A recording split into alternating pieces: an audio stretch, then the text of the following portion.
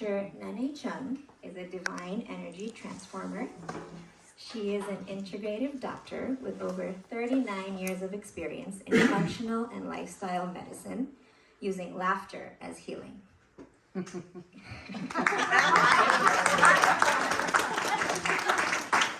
Carol Yakabuchi, which one? Where's Carol? Oh, you are. Carol Yakabuchi is a spiritual wisdom seeker.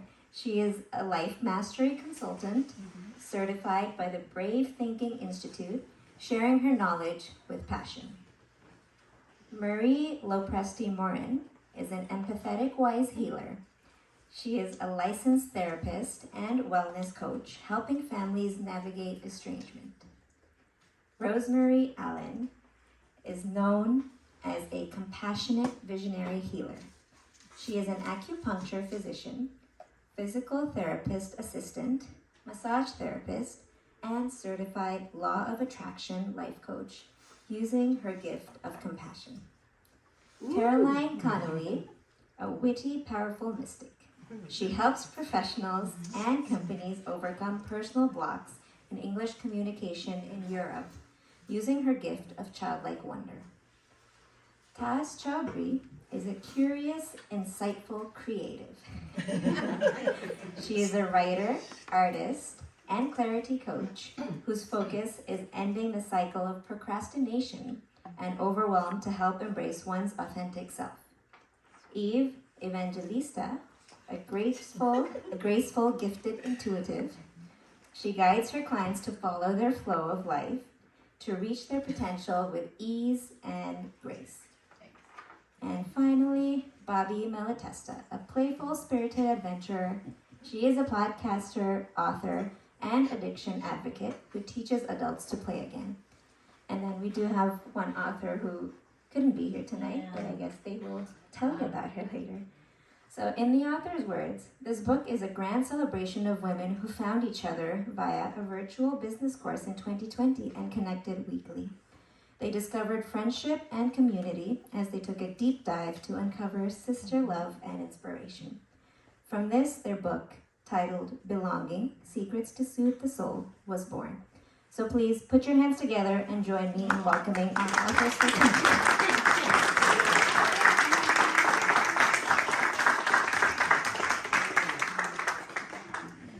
So thank you so much. We're so over the moon pleased to be here. We met 2020. We took a course, Tony Robbins, Dean Graziosi course called Knowledge Business Blueprint. And Eve is the motherboard because there was a period of time, we were all, it was during COVID, we were all locked down. And so no one was really seeing each other, but we were encouraged in this course to kind of reach out, go on Facebook. And I was not on Facebook. I was on anything virtual. I was just afraid to show my face online. I was just, but we were encouraged to do so. But in that time, which was about a month, where we all joined an accelerated program, Eve, our mother, our mama bear, said, is anybody interested in Abraham Hicks? Now, I don't know if you know Abraham Hicks, but that's the whole thing with the law of attraction and manifestation. And virtually about 20 women and one guy raised their hand. And out of that, maybe we came down to 12 women. And we met every Wednesday, 8 o'clock New York time, 5 a.m. California time. So bless her heart. But then also we had women, so California was the far west.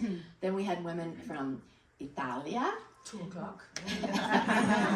And France. Therese cannot be here. She's actually recovering from a tear in her ankle and she had plates put in. But anyway, this is the first time that we are meeting in person. Wow. So we're so excited. It's like, it's just really a dream come true. So talk about manifestation, talk about creation. And when we met to speak, we talked about everything. I mean, we talked about business, because we were business minded. We talked about creativity. We talked about creating magic. We talked about creating a book. We became the Emerging Women Plus. We eventually did a website. So we're just like full of ideas, but this book was really a labor of love. We each said, we came up, it took a while to come up with the name of the chapter, but we said, we found community. And I was never a person to join a group or really have a community like this, but we've really become sisters in love and creativity. And our goal really is to help and empower other people, not just women, but also men, to really find the source of their own creativity, their soulfulness, there's, like whatever it is that moves you or drives you, and really make the world a better place to live.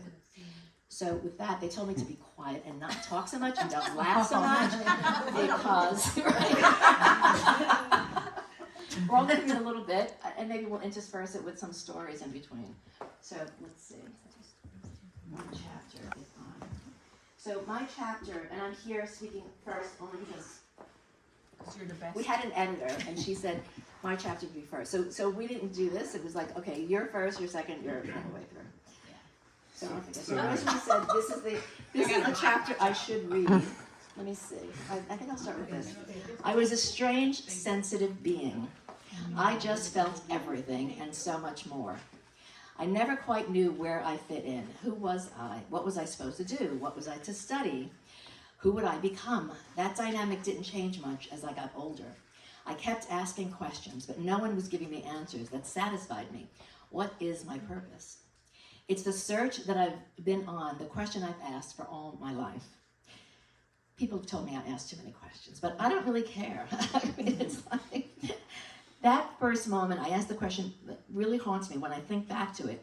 It represents my contemplative side, which I rarely allow people to be part of. No one ever gets to see that. My life has seemed to circle around these memories of my childhood, which have had a profound impact on my inner world. I didn't dream the dreams of little girls who wanted marriage, husbands, and children. I did have all that. I did have all that, but I didn't wish on it. Having grown up, even when I was a little girl, instead I wanted to fly, like in my dreams, and circle far and wide. I just didn't know how my life journey would take me to some parts unknown. And so I traveled between my soaring dreams and my many deep, dark fears. And when my fears overwhelmed me, I told no one. I feared the darkness, I feared death, and the unknown state of eternity. I never shared that side of myself. Instead, I created a magical world of wonder. I didn't fit in, but no matter, because my ability to create my own inner sanctum was taking hold. Thank you. And this is Carol, who flew in all the way from Ohio. Oh, wow. Hi, I'm Carol Iacobucci, and I live near Cleveland, Ohio. And first of all, I'm just so grateful for all of you to come out and be here. And we are just so excited because, as Nene said, this is the first time we're all really meeting each other in person, and it's just wonderful. And I'd also like to thank Nene and Marie, who live here in New York and have graciously opened up their homes for us to stay with them so we could have this event. So thank you so much for that.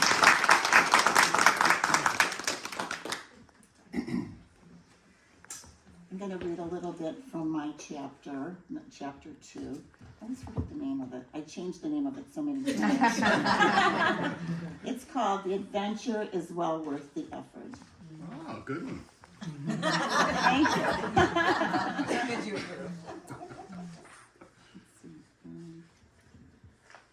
Tom had his second major surgery, was in rehab for several months, and then came home. We got his prosthetic. He had to learn to walk with it. During this time, I attended a self-realization and self-development class. They had us face our biggest fears or problems. My problem was how I felt about my marriage. Should I go or should I stay? My marriage had changed, and I was in more of a caregiver role. The instructor basically said that I was not living being on the fence. I needed to either leave or put myself fully into the relationship and make it the best it could be. I had always taken my wedding vow seriously, and in our own crazy way, we always loved each other. He would look out for me and support me through school and work situations, and I took care of him and supported him in all his job changes.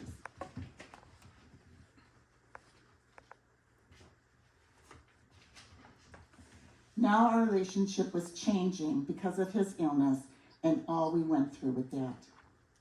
Do I leave now when he needs me most? How would I feel if I got sick and he left me? I decided that I would be fully committed to the marriage and make it the best I could. Being needed is a form of belonging. Belonging is life. We are social creatures and need connections with others. Next to our breath, connection and belonging are critical. Thank you.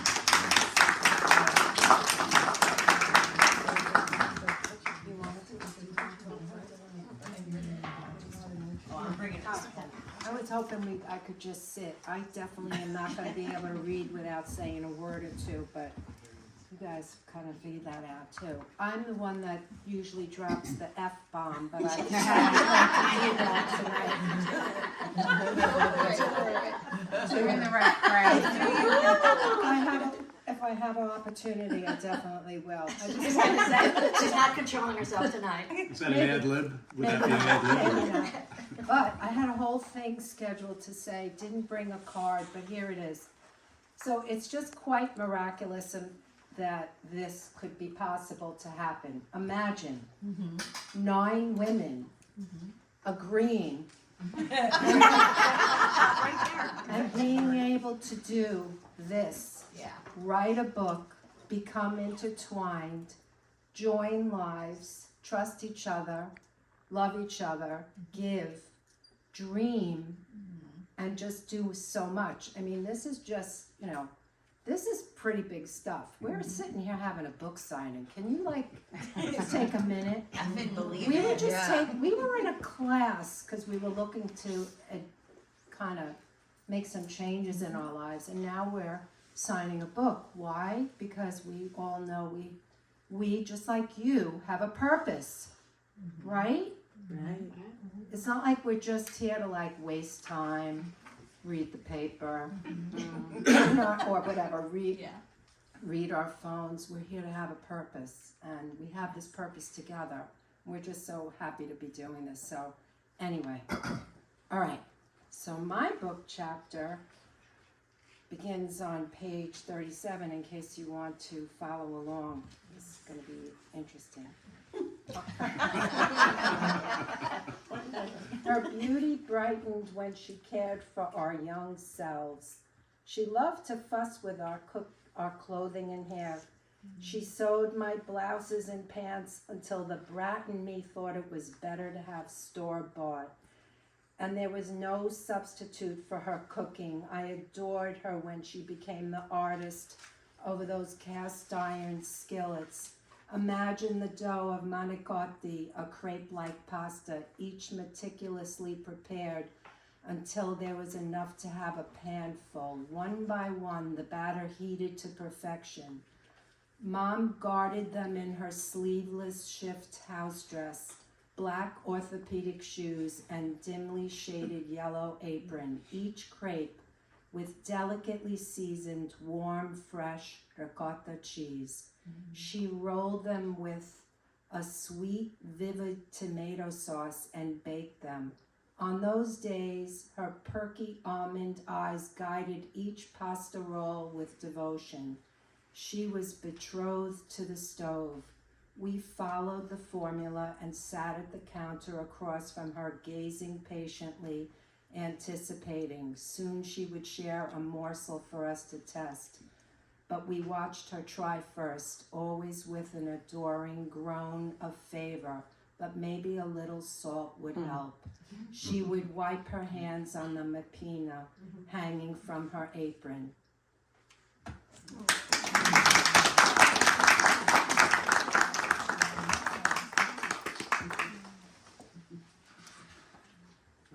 Just listening to the stories of the ladies, it just touched my heart because I get so emotional from the stories because I've been there and done that and listened and read.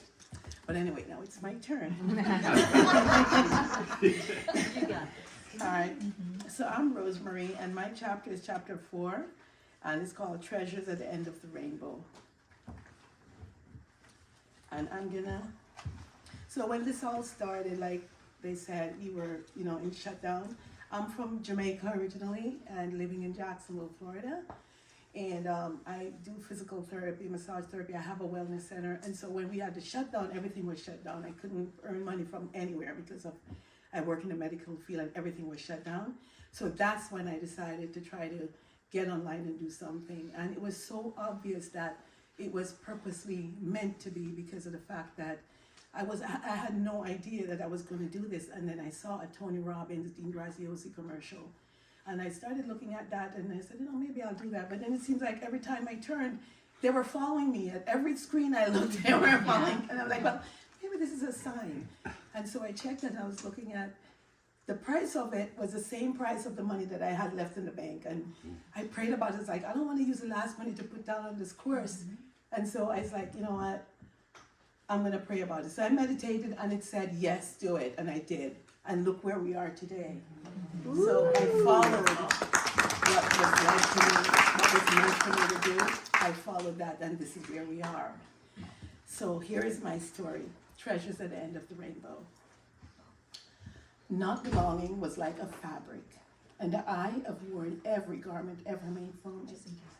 The need for belonging is just as essential and life-giving as the need for food and shelter. During my earlier years, I languished in and became accustomed to the feeling of not belonging and the realization that for me, to authentically belong, I must first know who I am, to whom I belong, and from where I originally came. My given name is Rosemary Linton, and I am a gift of abandonment. I was a mere infant at the time and too young to remember the actual event that took place. I can only imagine that it may have happened similar to the following scenarios. It was a warm midsummer morning, and I awoke from my usual morning nap and looked for my mother's smiling face looking down at me. I was greeted by a strange, unfamiliar face with an unfamiliar voice. I was in the arms of a strange woman. She smiled at me precariously as she repositioned me in her arms from lying to upright position. I glanced around to find the face of my mother, but was instead surrounded by the sea of unfamiliar faces and voices I didn't recognize. The air around us was filled with the aroma of exotic fruits. This was an open space, marketplace. Vendors were lined on both sides of the walkway. I scanned the area around to find the familiar face of the crowd, but there were none. A beseeching voice of a woman to the right called out while selling her wares. I quickly turned my head to see if the woman was my mother, but it was not. She was wearing a yellow striped dress and standing over her several baskets of various fruits. "Come get your sweet oranges. It's cheaper by the dozen," she said. "I have sweet mangoes, ripe bananas, guavas, and jackfruits," she continued, pointing to the display of her colorful fruits. Disappointed, I looked at the face of the strange woman who held me in her arms. I wiggled and writhed and cried, still scanning the crowd for my mother. I was accustomed to waking up to her every day, but on this day, everything was different. The woman who held me close to her chest, I could smell her floral fragrance of her perfume. This was not the usual scent of my mother.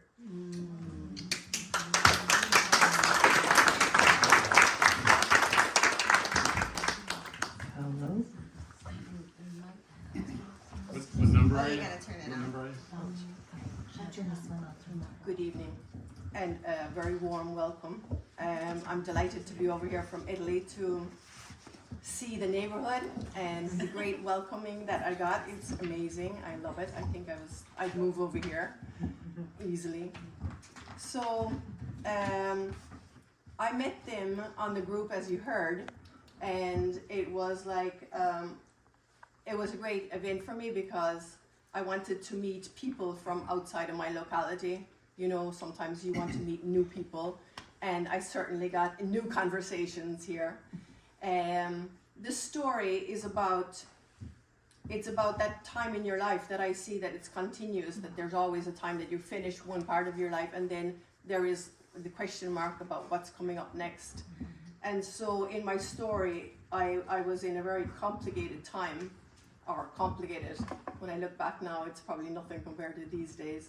But then there is the person that is the person who links you from your past to your future. And in this case, it was Elaine. So I'll read you a little bit where I started here. Elaine, where are you? I called out, thrilled with the new ideas that were starting to relieve my recent pain. I'm in here, came the warm voice of my English sister-in-law. You could hear the gentle sound of the electric beater coming from the back kitchen, where a lot of her sweet creations went on. She made the finest apple tarts and cream I have ever tasted, and English scones with butter and jam. But her sherry trifle was the best. With her sherry trifle that she made from scratch was divine. Elaine, you worked in a hotel in Switzerland, didn't you? Yes, I did, she said. Why? I was wondering, while I was in the garden, if you would be able to get me a job there. I think I could. Why not? Her face lit up as she said it. Yes, of course. It's a great idea. Let me just write a letter to Herr Dietrich. The glistening effect of the brand new idea burst into my imagination. I was delighted. That image of the sound of music in the garden and my brief conversation with Elaine changed the course of my life. That afternoon, Elaine wrote a letter to Mr. Dietrich, and the owner of the hotel, and 2 weeks later, my mother handed me a letter the postman had just put into her hand. Open it, she said, and her eyes lit up. It started off, Caroline Connolly. Most of it I didn't understand, but I got the part where I started on the 14th of July. I had been accepted to work in a 5-star hotel in Soothe in Switzerland, one of the best hotels in the world. I had no idea of the work I was about to start, nor the adventures and trials that lay ahead. So it's amazing how thank you so much. I seem to be doing it without it. It's amazing how the feeling became an action, and then that changed the story of my life. And so basically my message is, be very careful the kind of messages you get, because it might change your life. Thank you very much. Stand out here. Hello, my name is Taz Chaudhry, and I'm in chapter 6. It's on page 81. When I wrote this story, we were exploring different types of writing, different themes, and we came upon the theme of belonging. And what did that mean for all of us? So when I sat down to come up with my story, what would I write about? I thought about my relationship with myself, and I started thinking about, what does it mean to belong to me? Then I started thinking about, where did that come from, and who were some of the people who really influenced my life? So this story is about the good folk. And it's a story within a story within a story. So there's 3 stories. And I'll start right here. And this section is the part about a good dear friend of mine who was quite my senior. There's details in here. But this is the part where she influenced me. A cool breeze glided through the open French doors that led to the balcony. The sun was starting to set. Fonseca Bin 27 was her favorite port, and tonight was no exception. Esperanza, or Hope, as most others called her, smiled. Sometimes, she said, pausing to take another sip, of the full-bodied ruby port. What you seek is right there, with you, the entire time. She paused again, this time staring intently into my eyes. You spend your time looking here. She flicked her right hand in the air in a short swish. Looking there. Another swish of the hand, only this time to the left. She had a flair for the dramatic, yet always made her point. Yet another dramatic pause sat thick in the air until she finally concluded, it is with you. It is inside of you. Part of you. Thank you.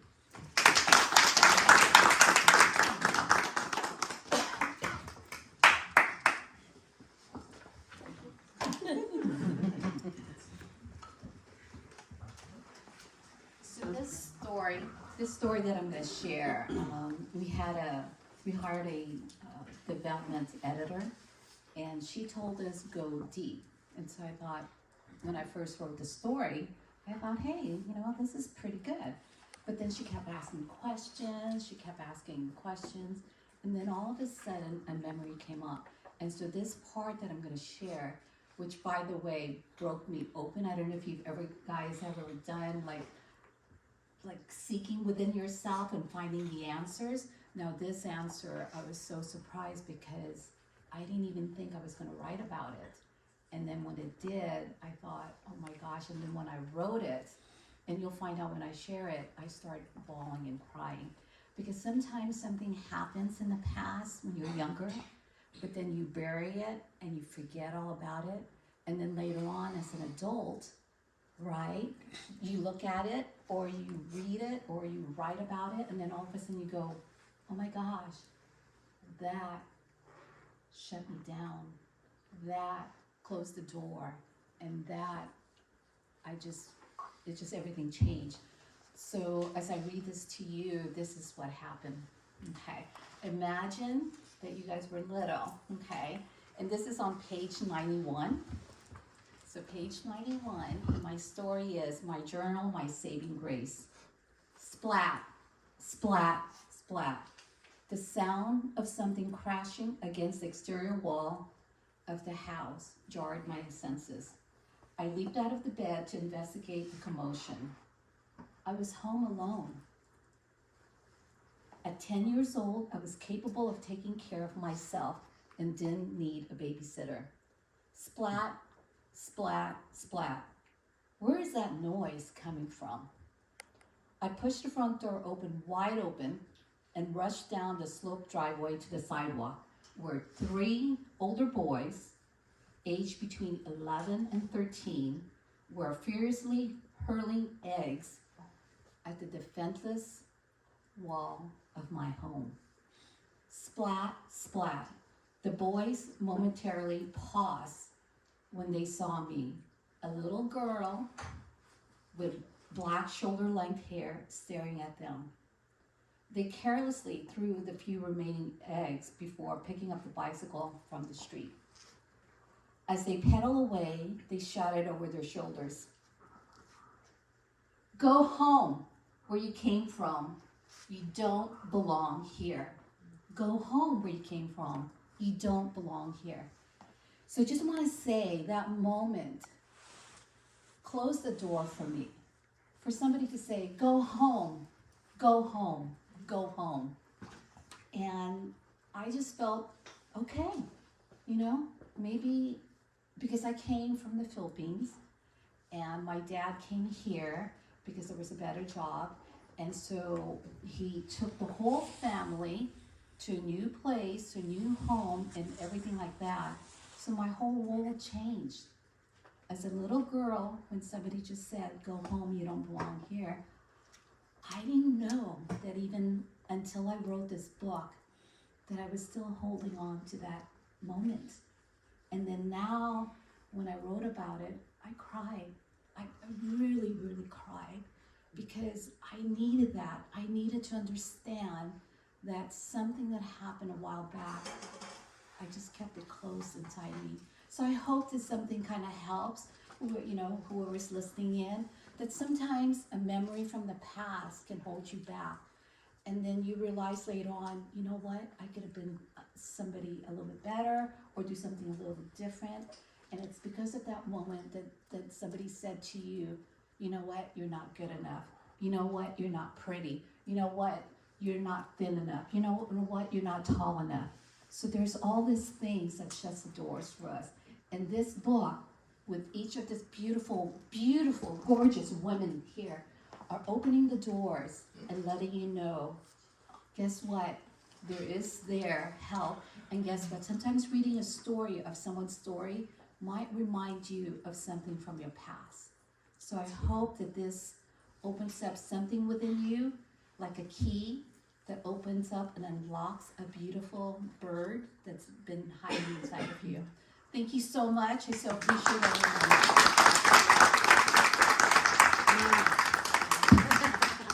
Well, that's kind of a tough act to follow.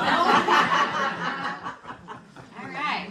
So I'm Bobby the Awesome, and I think they announced me as the playful one, so let's play.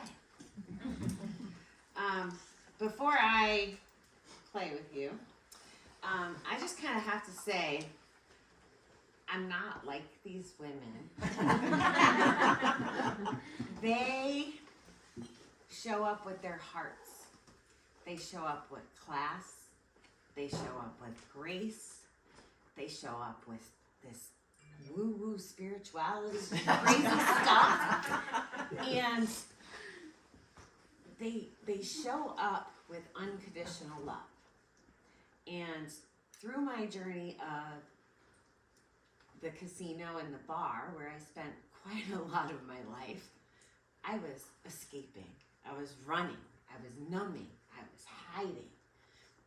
And since we met, I have had the 3 most difficult years of my life. And sometimes I showed up, and sometimes I didn't.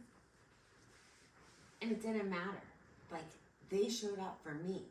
They didn't care that I just went to a conference, so I can't use addict anymore. They didn't care that I had problems with things. They just loved me, and they continue to love me. And even though I'm not a doctor or a licensed coach or a talented writer and fearless leader, and I'm not any of those things, but I belong with these women. And that's... Anyway, so who wants to play a game? Session starts on 103. So here's the other thing. I'm not like them when it comes to like the seriousness. Like, I don't know what I'm gonna read. You're gonna tell me.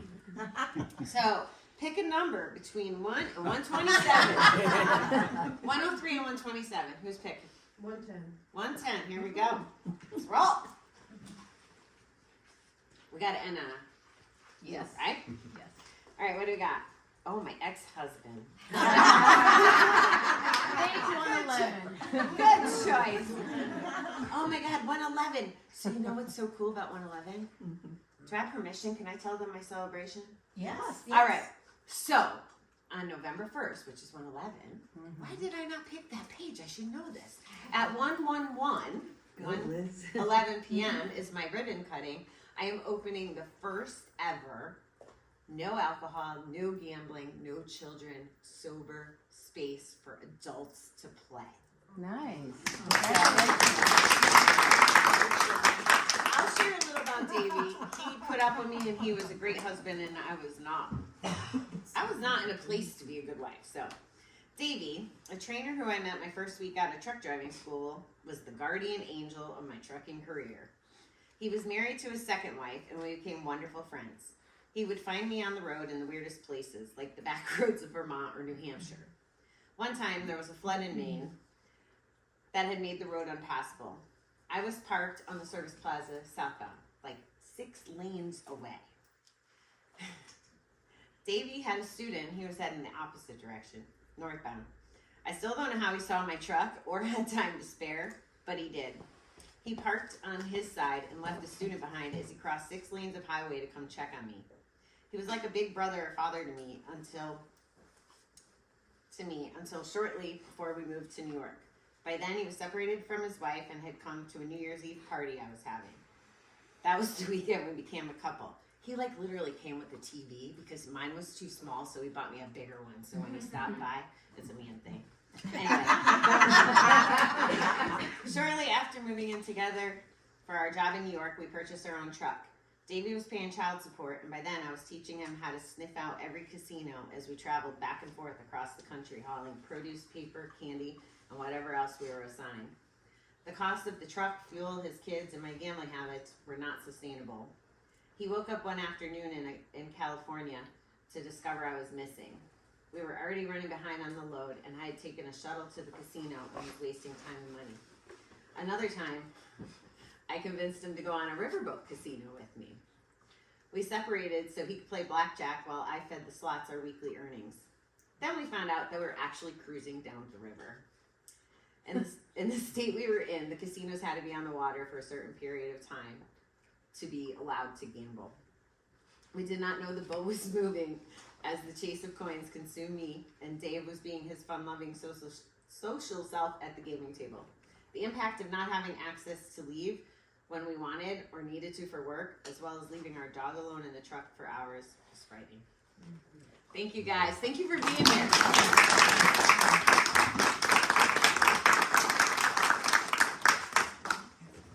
Want to take questions? So does anybody have any questions at all? Okay, I see one like right up ahead. Go ahead. Do you want to yell it out? I'll speak. Hi, I'm Catherine. I'm a friend of Nene's daughter. Okay. We went to school together. But in just hearing all of your stories and kind of where I'm at, I wanted to ask, just in sitting here and listening, the idea behind purpose.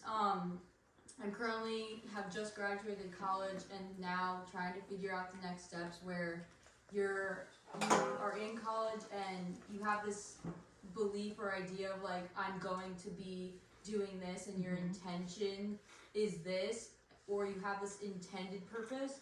And right now I'm kind of struggling with the reality that I'm not in that role that I am intending, or at least I thought I intended to be in.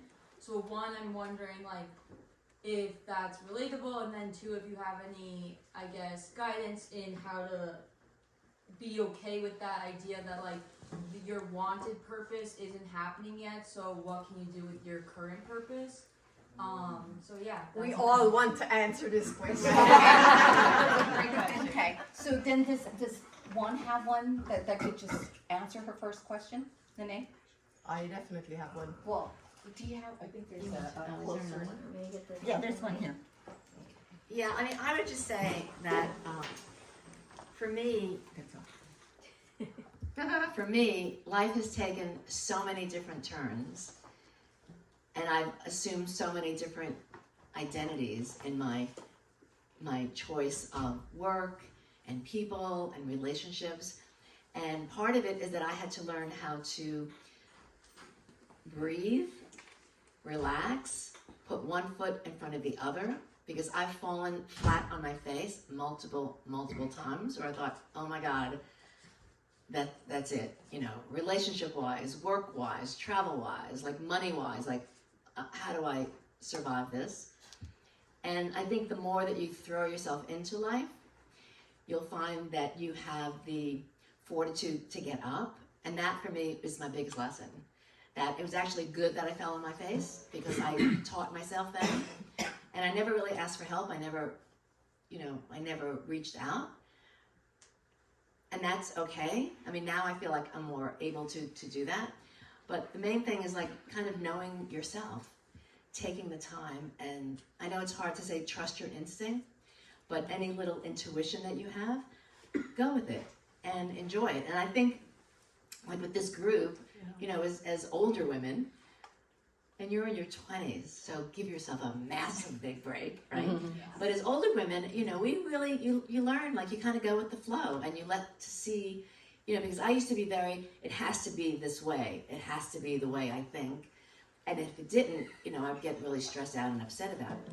But then I learned when I really let go and kind of let life take over, there was better choices available to me if I was more relaxed and receptive to ideas. So that would be my main thing. Just take it slow, one step at a time. You know, don't try to be headstrong, like you're thinking too much. It's kind of the hypnagogic, your whole body, like your body, heart, soul, and move as a solid person, not like I gotta thing. So main thing for me is just relax, de-stress as much as possible. And I love you. Thank you. Does anyone else have any questions? Do you have something too? Yeah, I can add to it. Sure. Okay, be happy to. You know, like Nene said, you know, if you're thinking that it has to be this one way, I've heard it said that is the major cause of stress, is that we expect things to be one way and one way only. And that if you really think about what you would love, think about how that makes you feel. What are the things that you're doing that excite you and make you happy? And write those things down, and then be open to other ways for that to come to you. And you might find that there's something even better for you than what you originally thought was your main goal. I just want to say as well too that I have some grandkids about your age as well too, and they have the same questions as well too. And what I tell them to do is just follow your heart. There's nothing hard or concrete about what you think you want to do, you're not sure. And life is all about learning. So it's like going into different directions. You just never know where life is going to take you. Because every experience that you have is going to come in to where you learn from it. And that's the main goal of life, is learning from your experiences and growing from it. I think as well that, you know, when you're in that situation where you just studied and you want to go in that direction and it's like, oh my God, this is the decision of my last few years. I've been putting my energy into this. And then all of a sudden you're in doubt. I think in that case, like instead of moving full tilt speed ahead, you just wait and you see what's offered to you. Because very often you'll get a call from someone or you'll get a job offer. And that job offer is really handy because it's giving you time to move in another direction. And I think that's really useful. My daughter as well, she was in that situation, Mom, I don't know what to do, I don't want to go to university. And I said, for God's sake, just take a year out and do nothing, you know, just take the first job. And halfway through the year, she came in one night and she said, Mom, look is what I want to do. So you will get an indication of what way to go. But meanwhile, while you're waiting, you can just do any job. It's always going to enrich you. And then suddenly you'll say, this is where I have to go. So you will get a sign somewhere. Mm-hmm. It's coming. It's coming for you. I really do. I really do. So, I don't need that. I got to take that. We can make choices out of fear or love. And not even 6 weeks ago, do I take the 6-figure job in Chicago, or do I figure out how to execute my dream? And to have the gift of clarity around it and not operate, I had to turn to my mother and say, I can go take this job, but I'd be doing it out of fear. And it's not my fear. So, like the lady said, living out of the heart and following the heart and letting the universe deliver. So I think the best advice I could give you is when you have thoughts, any thoughts, question where they're coming from. Is it about you or is it the noise of everybody else? That's what this crazy thing about, I'm not quite 50, I didn't like that whole older women thing. But when you start to figure it out later, and you asking that question right now gives you like, the world is at your feet. If you could just question, don't let everybody else's noise fit in your head. It's the most empowering thing. But it usually takes till now to figure it out. Yeah, totally. Okay. And it's good to see that you're asking the question now and not later. Because you're getting a head start right now because you're asking now. Yeah. Good job. That was an amazing question. Did you want a mic? I could I don't know if you can. I could feel yeah. There you go. I could feel your love and wisdom, as I'm sure everyone does. And I'm just astounded at your absence of anger for what you may have experienced. And I'm just wondering how you were able to overcome that. Is there something you can tell us? I mean, well, not you two, Oh, okay. but yes, you Yeah. also. Okay. Well, what helped was that for me, I went through a divorce, and then I wanted something bigger, and I was searching, and then I just found a different path, which was, as you can kind of tell, kind of like the spiritual path. It doesn't have to be that path. Honestly, it's whatever that you feel pulled to, and that feeling that pulled me towards to something, I got curious, I got excited, I found passion, and that feelings open up the door. And so really it depends on the feelings that's being drawn out of you.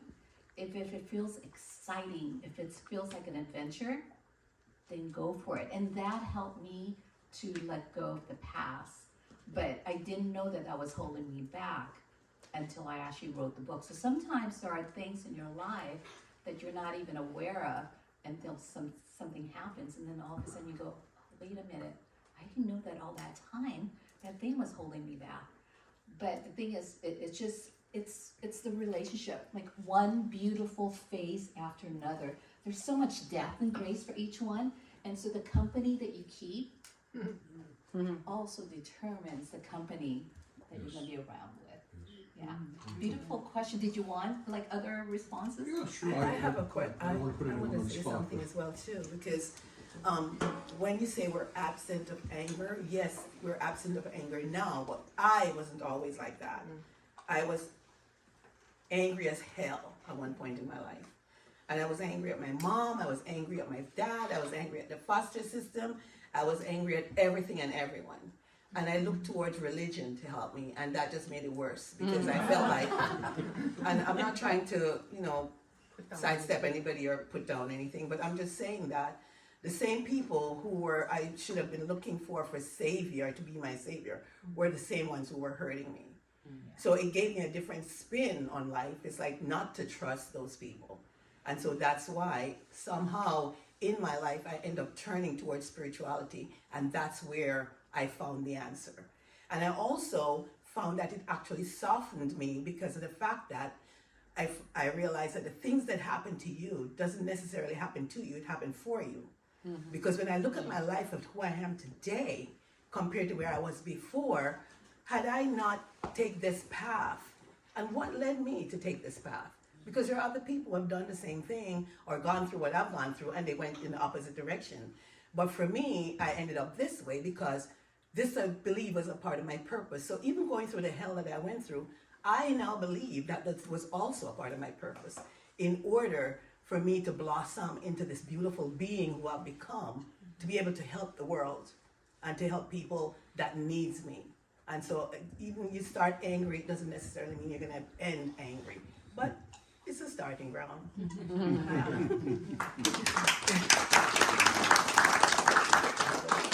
Does anyone else have any questions or anything that's in the back of your mind as you read or listened to all the stories that you go, I wonder, what is it? Something about, as you just kind of grace through each one, is there any other questions that anyone has? Or What happened to the dog?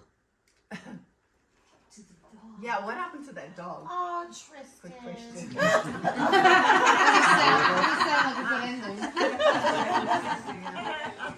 So, The dog had a little so Davey asked me to leave the truck.